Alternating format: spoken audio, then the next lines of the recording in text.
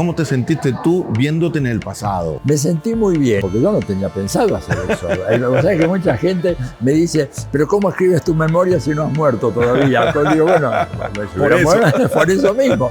Antes de morir quería... Pero yo no lo tenía planeado, pero un día viene una historiadora argentina muy competente. Entonces me dice, mire, profesor, quería preguntarle, ¿cómo fue que usted se politizó? Y yo le digo, mira, mi primera politización, que fue profunda porque me marcó definitivamente, se produce cuando yo tenía 5 años de edad. 5 años. Me dice, la misma reacción que todo esto. 5 años. Sí, le digo, ¿cómo? Bueno, porque en esa época, estoy hablando del año 1948, yo soy del 43, se escuchaba la radio. Entonces yo me acuerdo como si fuera hoy, Raúl. Estábamos cenando y de repente anuncian una cadena oficial. Y aparece hablando Perón. Y yo me quedé deslumbrado por eso. Y a partir de ahí me empecé a interesar.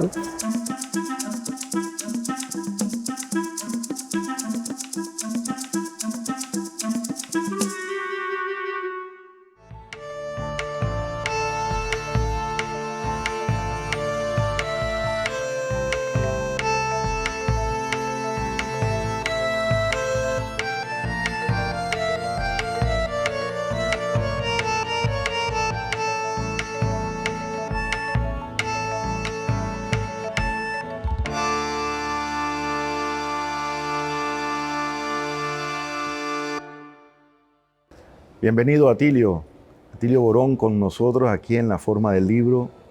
Para nosotros realmente es un gran honor tenerte, sobre todo para hablar de tu formación como escritor, de tu formación como intelectual. Esa palabra intelectual pesa mucho, Sí, claro. es que ya buscaremos la manera de cómo explicarla. Gracias, Raúl, pero no me abochornes de esa manera cuando me dices un honor, etcétera. Un placer que estamos compartiendo acá. Los honores hay que dejárselos para otras personas. Para pero bueno, otros, encantado de estar en tu programa. No, la verdad es que cuando uno no ve tu obra política, tu obra sociológica, todo lo que tú has trabajado en función, bueno, hay una antología esencial, ¿no? La bitácora de un navegante, ¿no? Me decías, has logrado ser coherente durante esos 50 años. Sí, la verdad que sí. Vos sabés que esa fue una idea que tuvieron los amigos de Claxo, de recopilar artículos míos. Me pidieron, fue un trabajo bastante complicado porque el primer trabajo que se incluye en el volumen es del año 1979. En esa época los que tenían computadoras eran computadoras de mesa, no había laptop, no había smartphone, no había nada, era todo tipeado, digamos así. Y por suerte encontramos una impresión de ese trabajo que se hizo en la Revista Paraguaya de Sociología, en el Centro de Estudios Sociológicos que dirigía Domingo Rivarola, en el año 1979, en plena dictadura stroessnista todavía, ¿no? Sí. Y el artículo, interesante, porque, bueno, es una expresión juvenil mía. Yo en ese momento tenía, ¿verdad? Decir, ¿cuánto tenía? No sé, era mi primer trabajo realmente importante, académico, y sí, la verdad que cuando uno lo mira, ¿no es cierto?, se da cuenta de que realmente hubo todo un trayecto. Y acá tengo que rectificarme, yo dije 79, en realidad es del 69. 69. Por eso vacilé un poco, porque yo me acuerdo que era, en ese momento yo tenía 26 años. 26 y 69 en Paraguay. En Paraguay era... Stroessner estaba absolutamente entronizado, ¿no? Absolutamente, absolutamente. Pero Domingo hacía estos programas así de formación con chicos jóvenes. Después tuvieron una larga trayectoria en la historia política e intelectual del Paraguay. Pero ahí se publicó ese artículo, la primera vez. Yo, claro, era un autor desconocido, ¿verdad? Pero a Domingo le gustó mucho. No sé cómo se enteró, me lo pidió, yo se lo di. Y los de Claxo lo recuperaron. Es del 69. Y ahí ya se ve la línea, por supuesto planteada sin la sofisticación que luego iría yo adquiriendo con los años de estudio, ¿no? Porque este es un texto de un muchacho, 26 años, apenas había egresado de la universidad. Además, la Universidad Católica. De la Universidad Católica Argentina, ¿verdad? Que era un refugio del franquismo, ¿verdad? En esos años. Ahí me echaron cuando vino el golpe de Onganía, pero al día siguiente me echaron a mí y a varios profesores. Fue una cosa muy tremenda. Pero bueno, yo tenía, digamos, esta sensación natural o esta actitud natural de saber que una sociedad sin justicia social es una mala sociedad. Es una cosa que creo que la aprendí de pequeño, escuchándolo a mi padre, ¿verdad? Que no era una persona muy preparada, era un inmigrante italiano, una persona muy lúcida. Él tenía apenas educación primaria, ¿verdad? Pero muy informado, lector contumaz de diarios. Todos los días en casa había 2 periódicos, lo cual y él leía y comentaba. Y ahí yo creo que fui absorbiendo esa sensación de que la justicia era algo muy importante. Y sobre todo, Raúl, el hecho de que yo fui a una escuela pública en Buenos Aires, claro, en un barrio en donde había sectores de clase media acomodada, pero había un par de enclaves de zonas que eran villas de emergencia. ¿Cómo? En pleno barrio norte, sí. Estamos hablando del año 1949, 1950, 1951. Y yo tenía compañeritos que venían de esa villa, ¿verdad? Chicos de origen muy popular. Y entonces para mí la idea de la diferenciación de clases y ver que estos chicos no tenían lo que yo tenía, las privaciones que ellos sufrían y las que yo no, me empezó a alimentar un sentido de rebeldía ante esa situación, porque yo lo quería mucho. Ahí en mis memorias, que ya vamos a hablar de eso, claro, ahí aparece el famoso, el Negro Ortiz, así le decíamos cariñosamente. Aclaro para el público, en la Argentina es muy común cuando una persona tiene una relación de mucho afecto, le dice, oye, negro, ven para acá. Claro. Y no es de prejuicio. No es despectivo. No, todo lo contrario. Es de cariño. Es muy cariñoso. Qué sé yo, a tu novia le dice, negrita, ven, vamos al cine hoy. O sea, bueno, el Negro Ortiz era gran amigo mío y el chico vivía allá en la villa. Y yo a través de esa relación viví de alguna manera la historia del peronismo, el ascenso y la caída, en donde, bueno, y eso me dejó una impronta. Te das cuenta que se nota en ese primer artículo, que es Clases Populares y Políticas de Cambio en América Latina. Cuando tú lo miras, hoy digo eso, pero con todo un aparato bibliográfico, citas, etc. Así que la verdad es que me dio mucho gusto que publicaran todo aquello. Y la verdad que estoy satisfecho de estar siempre en un mismo lugar, no haber cambiado de bandos. Pero además tus títulos a mí me agradan por la manera en cómo los titulas. Hay una seducción en todo esto, ¿no? Es decir, Aristóteles en Macondo. Claro. El hechicero de la tribu. El hechicero de la tribu, Minerva. El búho de Minerva. El búho de Minerva. Sí. Y bueno, entre estas cosas hay una palabra que generalmente y está muy en boga, ¿no? Porque muchas veces hablar y decir intelectual, alguno dice, ya va. Sí, yo tengo, es decir, evidentemente yo soy un intelectual. Bueno, Gramsci decía, todos somos intelectuales, obviamente, pero aparte uno vive del ejercicio de una función intelectual. Y el problema que hay es que muchas veces en ese tránsito, ¿no es cierto?, bueno, los mecanismos de seducción y de atracción y de cooptación que tiene la sociedad, que tiene el imperio, que tienen las clases dominantes, es muy poderoso, muy poderoso. Y tú lo ves, la historia de tanta gente que, bueno, se pasa de bando, que abandona las viejas ideas. Y yo he resistido tercamente a eso, ¿no es cierto? Pero sí me considero un intelectual, pero un intelectual público. Y eso tiene que ver con lo que vos decís de los títulos de los libros. Es decir, a mí no me interesa que me lean 20 colegas de la universidad, que son los que están en los juicios de los pares, los jurados y todo eso. Yo quiero que la palabra que yo tenga, buena o mala, que sea iluminadora o no, pero que llegue al común de la gente. Yo siempre le digo a mis estudiantes, ustedes tienen que escribir como para que un señor o una señora de la calle que tiene apenas educación primaria tienen que comprender lo que ustedes dicen. Y si no lo comprende, no es falta de ellos, es falta de ustedes. Porque aún las cosas más complicadas pueden ser explicadas de manera sencilla. No es cierto eso de que la realidad es tan compleja que la tienes que decir con palabras que sean prácticamente inaccesibles o crípticas, que necesites tener un manual para desencriptar un texto. No, las grandes verdades de una sociedad se pueden decir y se deben decir de manera muy clara, y para mí eso se ha convertido en una obsesión que con el paso de los años cada vez es más fuerte. Fíjate, ahí da una clara posición de quien está como un intelectual pensando en, esencialmente, hacia dónde tiene que ir esas ideas. Porque muchas veces las ideas del intelectual son muy etéreas, buscan, y sobre todo porque hay quienes dicen que solamente los intelectuales son de izquierda, también son de la derecha. Claro. Tiene sus intelectuales. Obvio.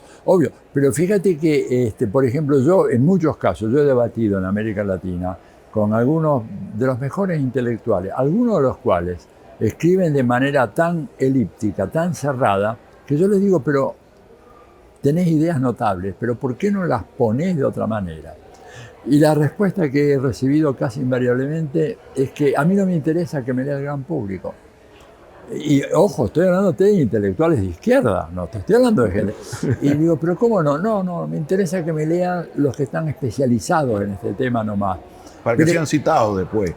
Pero ¿y la función política? No, dice, esto no es para una función política, lo cual es un absurdo, porque la función política la tiene cualquier escritor. Cualquier libro que tengamos tiene una función política. A ver, estimula tu pensamiento crítico o te promueve una actitud conformista. Los libros no son neutrales. Dicen, no, este libro no habla de política. Bueno, justamente al no hablar de política, está haciendo una política de carácter conservadora, ¿no es cierto?, que evita que uno pueda problematizar la realidad. Entonces, esto me parece a mí, y yo por eso, a mí siempre me preocupó el tema de los intelectuales públicos, ¿verdad? La falta de esta concepción de intelectual público que yo noto en muchos intelectuales en América Latina. Cuando dice intelectual público, la referencia exacta, ¿cuál es? Es la de aquel intelectual que escribe pensando no en sus colegas, no en el estrato intelectual, no en los iluminados, sino en la gente común y corriente, y que hace que su lenguaje y sus ideas puedan ser asimiladas prácticamente por cualquiera. El intelectual público tiene que ser una persona que esté dispuesto a sembrar ideas en la sociedad, y para eso tiene que hacerlo de manera clara y distinta, como decía Descartes, ¿no es cierto? Pero para que eso sirva como una semilla de donde pueda surgir, madurar una nueva conciencia social. Este es el intelectual público. El intelectual típico es el que escribe para que se me publique en el American Journal of Sociology o en alguna revista así, ¿verdad?, que me da un puntaje en la universidad y que no tiene ningún derrame hacia el conjunto de la sociedad. Para eso tenemos que tener editoriales, buenas editoriales, tenemos que tener medios de comunicación, porque un intelectual público puede tener esa voluntad de querer, digamos, llegar al público, pero tú no tienes el vehículo. Es uno de los grandes problemas que estamos discutiendo acá en el seminario ahora en Caracas, ¿no? Los medios de comunicación, que han sido monopolizados por la derecha y por el imperio de una manera impresionante. Venía hablando de hoy a la mañana con Arnold August, vos lo conoces, el canadiense, un hombre gran amigo de Venezuela, me dice que, por ejemplo, la uniformidad mediática en Estados Unidos y Canadá en relación a la guerra en Ucrania es abrumadora. Que cualquiera que se atreva a decir algo de que, bueno, la OTAN es una organización que ha cometido tantos crímenes, etc., bueno, prácticamente es eliminado del mundo académico. En Alemania han despedido profesores de las universidades simplemente, no porque salieron a defender a Rusia, sino porque dijeron que la OTAN se había expandido hacia el este, que había incumplido su promesa, y eso bastó para que los echaran de las universidades, y por lo menos 3 casos. Porque en Alemania, curiosamente, los profesores están en una situación de mucha precariedad laboral, sobre todo los más jóvenes. Entonces les renuevan los contratos año a año. Estos gentes amigas mías salieron a decir, bueno, Putin estuvo muy mal, pero la OTAN tiene un récord que no es para nada, para afuera. Terminaron el contrato ahí en mayo y se fueron. La palabra intelectual fue creada por el caso Dreyfus, que fueron unos escritores, claro, artistas que en Francia, y se pusieron de acuerdo para apoyar a Dreyfus, ¿no? Sí. Ante su condena en el Estado, ¿no? El texto más lúcido fue el de Yo acuso de Solá. De Solá. De Solá. Pero esa reunión, ahí apareció por primera vez la palabra intelectual, ¿no? Sí. Dice, estos intelectuales que están apoyando a Dreyfus. Ahora bien, no se nota ahora que hay como un acuerdo de intelectuales que se pongan de acuerdo para, por ejemplo, ir en contra de estos despidos, ir en contra de estas. Es decir, siento que se han desarticulado. ¿Puede suceder eso? Sí, está sucediendo, Raúl, es así. Es así. Lo que pasa es que en la medida en que surge la universidad moderna, en el siglo XX, sobre todo después de la Segunda Guerra Mundial, ya aparece el intelectual convertido en un académico.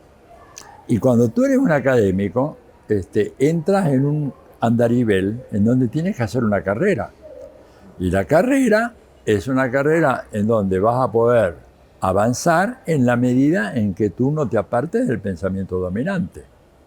A ver, si Freud, Einstein o Marx, para poner tres ejemplos, de tres gentes que revolucionaron nuestra visión del mundo, hubieran nacido mucho después, ¿no es cierto? Y hubieran estado sometidos a las reglas a las cuales estamos sometidos hoy los académicos, en donde para publicar un artículo tenés un juicio de pares, y el juicio de dos pares es un juicio basado en la corriente hegemónica del pensamiento dominante. Personas como Freud, o como Marx, o como Darwin, ¿no es cierto?, o como Einstein, que tenían ideas revolucionarias, que revolucionaron la ciencia, ¿verdad?, en la biología, en la física, en la historia, etcétera, en la psicología, los trabajos de ellos no hubieran sido aceptados. O sea, hay un saber establecido, lo que Chomsky llama, hay un pensamiento oficial. Entonces, el intelectual que se convierte en académico, ¿verdad?, bueno, tiene que entrar por ese carril, aceptar las evaluaciones, aceptar los criterios de las evaluaciones. Y tú vives de eso, ¿verdad? No vives de la venta de tus libros, los derechos de autor, salvo que te dediques a escribir novelas o cosas así.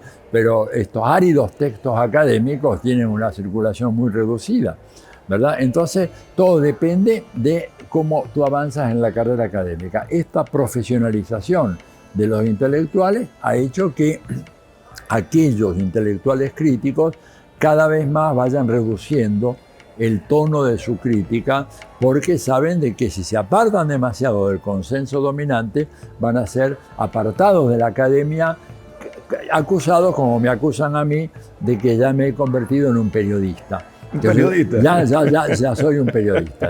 A ti dice, no, Atilio dice, ha abandonado el mundo académico, es un periodista. Cuando digo ¿por qué? Bueno, porque escribís para gente que no son especialistas, no te preocupás de poner las notas al pie de página siguiendo el manual de Chicago, etcétera. Y digo, pero ¿por qué voy a hacer eso yo?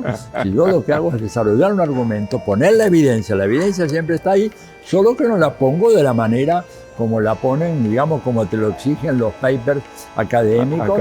Y entonces es un problema, y por eso la captación, sobre todo los jóvenes, vos ponte en el lugar un joven que empieza la carrera académica, que va a vivir de eso, y tiene que ir ascendiendo. Empieza como profesor asistente, luego como adjunto, luego como profesor titular, luego como titular superior, y cada paso de eso le significa una mejoría en su salario, mejores condiciones de vida, y él vive de eso hoy, ¿no es cierto? Los intelectuales en la época de Dreyfus no vivían de eso, vivían de otra cosa, ¿verdad? También se dio el caso de gente que por ejemplo, podían dedicarse a tareas intelectuales porque pertenecían a familias muy adineradas. Claro. Yo no voy a hacer nombres acá, ni los hice en mis memorias, pero yo me acuerdo muy bien una charla con Gino Germani, que fue un poco el fundador de la sociología moderna en la Argentina, y él me dijo, usted tiene que ir a hacer un doctorado en Estados Unidos. Le dije, ¿pero por qué, profesor? Porque usted no pertenece a los grupos más ricos de la sociedad argentina. Su familia, me dijo él textualmente, era una familia de lo que se llama en Italia, él era italiano también, una piccola borghesia, o sea, una pequeña burguesía. Y si usted tiene un doctorado en Estados Unidos, tiene un seguro de empleo para toda su vida. Así que deje de ser, porque yo no tenía ganas de ir. Y te fuiste a la entraña del monstruo. Me tuve que ir, porque él me dijo, muchos de los amigos que dicen no vayan, son gente muy adinerada. Y es cierto, yo después me puse a repasar, la mayoría de ellos, ¿no es cierto? Incluso algunos de izquierda, eran gente que tenían grandes fortunas, hijos de familias con mucha fortuna. Este no era mi caso. Entonces, bueno, esto para entender un poco por qué los jóvenes a veces entran en un pensamiento oficial, academicista, etcétera, porque realmente tienen pocas opciones, ¿no? Y de estas memorias que van a salir ahora, sí, las que vamos a tener el placer de leerla y tenerla aquí en Venezuela también, cuéntanos, ¿qué te trajo a ti? ¿Cómo te sentiste tú viéndote en el pasado? Mira, recontando toda esa historia. Me sentí muy bien, y todo esto fue una cosa, obra del azar, porque yo no tenía pensado hacer eso. O sea, que mucha gente me dice, pero ¿cómo escribes tu memoria si no has muerto todavía? Pues digo, bueno, por eso mismo, antes de morir quería... Pero yo no lo tenía planeado, pero un día viene una historiadora argentina muy competente, hace historia oral ella, entonces me dice, mire, profesor, quería preguntarle, para mi investigación, ¿cómo fue que usted se politizó? ¿Cuándo surgió en usted el primer pensamiento político? Después se ha dedicado toda su vida a eso, pero me interesa ver la génesis, en qué momento, qué curso en la universidad o qué lectura, etcétera. Y entonces me viene a entrevistar y yo le digo, mira, mi primera politización, que fue profunda porque me marcó definitivamente, se produce cuando yo tenía 5 años de edad. 5 años. Me dice, la misma reacción que todo esto. 5 años. Sí, le digo, ¿cómo? Bueno, porque en esa época, estoy hablando del año 1948, yo soy del 43, no había televisión, ¿verdad? Por lo menos en América Latina no había en Estados Unidos, pero no en América Latina, se escuchaba la radio. Y se escuchaba la radio, sobre todo en la noche, la costumbre era cenar con la radio prendida e ibas escuchando programas de cómicos a veces, de entretenimiento y eventualmente noticias y eventualmente una cadena nacional. Entonces yo me acuerdo como si fuera hoy, Raúl, estábamos cenando en un hogar modesto, no pobre, pero sí teníamos lo necesario, nada más que eso, ¿verdad? Muy dignamente. Teníamos la radio encendida y de repente anuncian una cadena oficial. Entonces mi padre para la oreja a ver qué va a decir el gobierno, año 1948. Y aparece hablando Perón, ¿no es cierto? Y haciendo un discurso anunciando la próxima convocatoria a una Asamblea Nacional Constituyente para reformar la Constitución de la Nación Argentina. Así textualmente dijo él.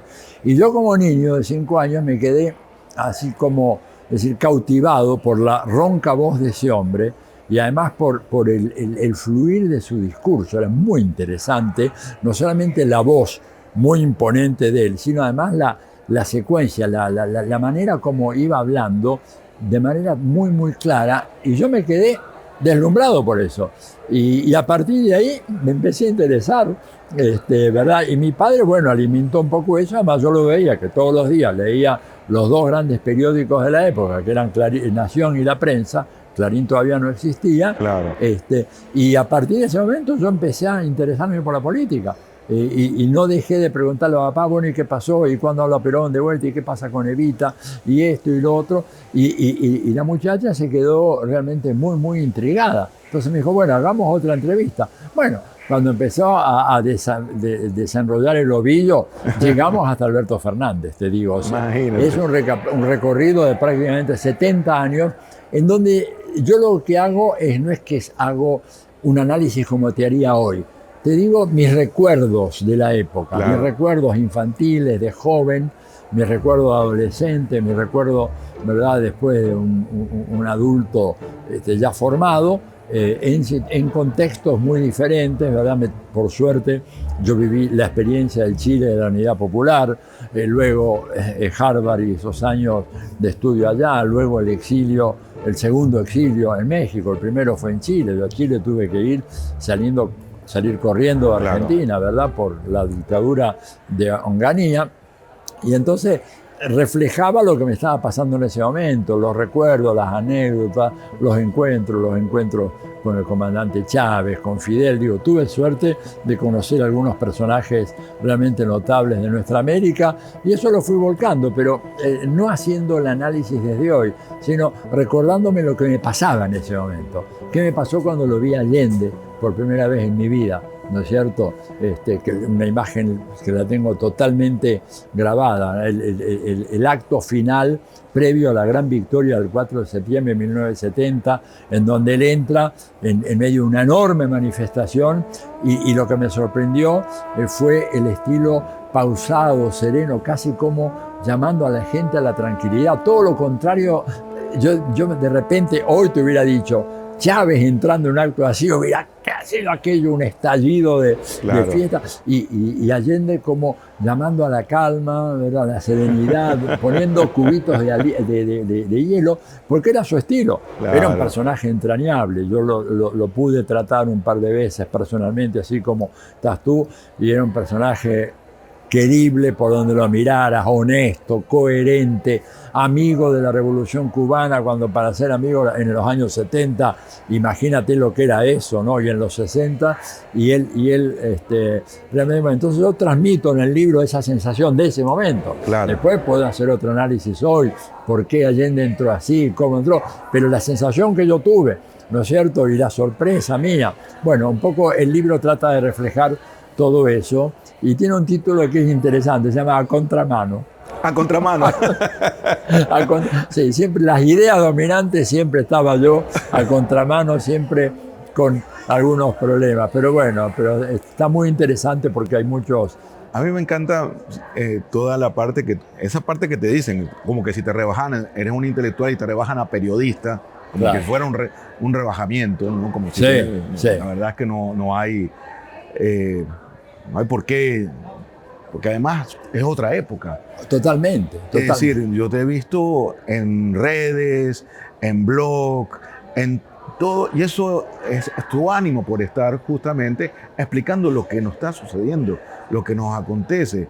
Es decir, tu mirada siempre está atenta a esos lugares. Absolutamente. Mira, yo debo ser uno de los pocos de mi generación que tiene esa actividad en las redes sociales, porque yo me di cuenta siempre de que la necesidad de comunicarte con el gran público es fundamental para aquel que quiera cambiar el mundo. Si yo quiero cambiar el mundo, la única manera de hacerlo es convenciendo a la gente de que, mire, este mundo es inviable, este mundo está condenado a una hecatombe, sea nuclear, ecológica, etc. Y tiene que llegar a la gente. Y si la manera de llegar es a través de las redes sociales, pues ahí nos vamos a meter, nos tenemos que meter. Y yo creo que a veces encuentro una obstinación en muchos intelectuales de izquierda a decir, bueno, no, yo escribo nomás en el diario, mira, pero el diario, la versión impresa del diario, te pongo el caso de Página 12, te la pueden leer 20.000 personas, en el mejor de los casos.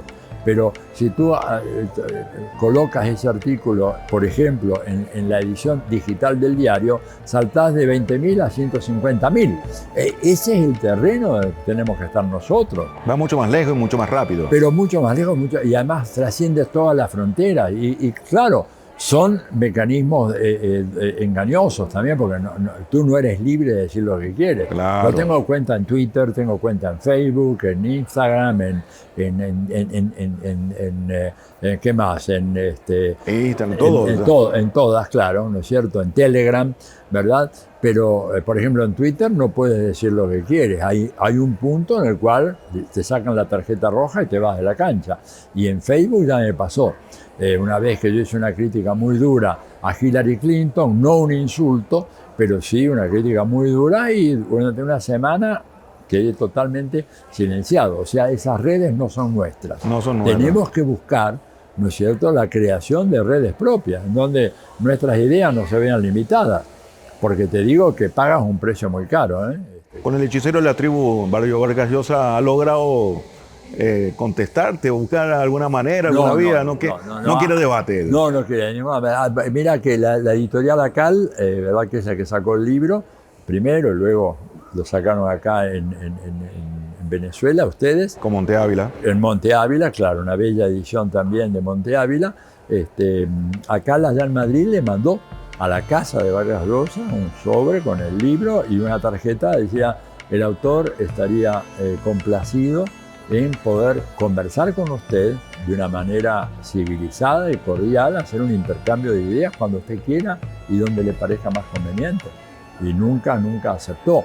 Y tampoco aceptó que yo fuera a la Feria de Guadalajara el año 2019, claro, que estaba dedicada a él y en donde el agente literario le hizo saber a la editorial y a los que manejan la Feria de Guadalajara que sería improcedente que en una feria dedicada al pensamiento de Vargas Llosa fuera yo ahí a patear el tablero y decirle las cosas que digo. A contramano. Claro, al contramano, exactamente. Pero el libro, bueno, fíjate que ya se tradujo al portugués, se tradujo al francés, se tradujo al alemán, ya está en Alemania el libro, una muy buena traducción que hizo Ronald Koch, un gran amigo, muy mayor, está muy enfermo Ronald, pero hizo un trabajo extraordinario. Sé que lo han publicado en China, pero no, China es otro mundo. Ya se escapa de las manos. Vaya a saber con qué título, lo que dice, ¿verdad? Y hay una edición en lengua inglesa que está demorada por causa mía, que no estoy terminando de revisar, claro. Porque la traducción es un problema muy, muy serio. Muchas gracias, Atilio, por estar con nosotros aquí en La Forma del Libro y haber contribuido a contramano este nuevo programa. Bueno, para mí me encantó conversar contigo, además sé la labor que están haciendo ustedes acá y todo lo que podamos hacer para colaborar con Monte Ávila, las editoriales venezolanas y el programa tuyo, cuentas conmigo incondicionalmente. Gracias.